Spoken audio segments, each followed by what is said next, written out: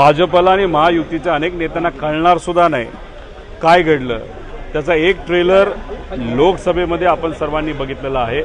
आता विधानसभेमध्ये भाजपपासून ते महायुतीचे सर्व नेते फक्त तोंडाकडे बघत राहतील अशी परिस्थिती येणार आहे। 18 ते 19 आमदार हे पवार साहेब असतील, जयंत पाटील साहेब यांच्या संपर्कात आहे। हे आधी काही प्रमाणात आम्ही सांगितलं होतंच, कोणाला घ्यायचं नाही घ्यायचं हे पवार साहेब आणि जयंत पाटील साहेब ठरवतील। पण आज या अधिवेशनामध्ये झालं ते भेटले नाही भेटले हे तुम्हाला माहीत असेल, पण जयंत पाटील साहेब सुद्धा एक हुशार नेते आहेत, त्यामुळे ही फक्त सुरुवात आहे। पुढे जाऊन बघा होते काय। संख्या किती असणार आहे? येणारे खूप आहेत, घ्यायचे किती हा फक्त प्रश्न आहे आणि साहेब त्या बाबतीत निर्णय घेतील। दादा आज एक विधान देखील एक समोर आलं, शिरूर लोकसभेचा आढावा जो घेण्यात आला होता भाजपकडून, त्याच्यामध्ये तिथले पुण्याचे उपजिल्हाध्यक्ष म्हटले की अजित पवार यांना भाजपमध्ये सोबत नका घेऊन त्यांच्यामुळे नुकसान झाले असे थेट। सुरुवातीला जेव्हा पक्ष फुटला तेव्हा आम्ही म्हणालो होतो भाजप लोकनेत्याला कधीही जास्त दिवस जवळ ठेवत नाही आणि ठेवलं तरी त्यांची ताकद, राजकीय ताकद ही कमी केली जाते। अजितदादांच्या बाबतीत तेच होताना आपण सगळेजण बघतोय। भाजपचे नेते वागण्यावरनं अजितदादांना दुजाभाव करत आहेत याचा काही प्रमाणात अंदाज हा आपल्याला आलाच आहे। आता नेते तर करतच होते, पण भाजपचे साधे कार्यकर्ते सुद्धा अजितदादांच्या विरोधात बोलायला लागले म्हणजे हे आश्चर्य आहे।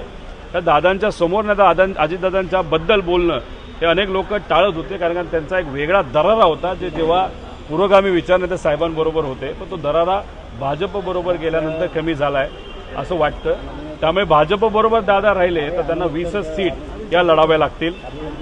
पण मग एक रणनीती भाजपची आणि दादांची असू शकते, नाही तर भाजपची असू शकते की दादांना वेगळं करायचं आणि दादांच्याकडनं प्रत्येक ठिकाणी वेगळा उमेदवार उभा करायचा आणि तो उमेदवार कुठेतरी आदरणीय पवार साहेबांचा जो पक्ष आहे त्या पक्षाचे जे उमेदवार असतील त्या उमेदवाराचे मतं खाईल असं रणनीती भाजपची असावी। पण ही रणनीती भाजपची असली तरी अजितदादांचे जे आमदार आहेत ते काय खुळे नाहीत, त्यांना माहिती आहे की भाजप काय लेवलला जाऊ शकतं।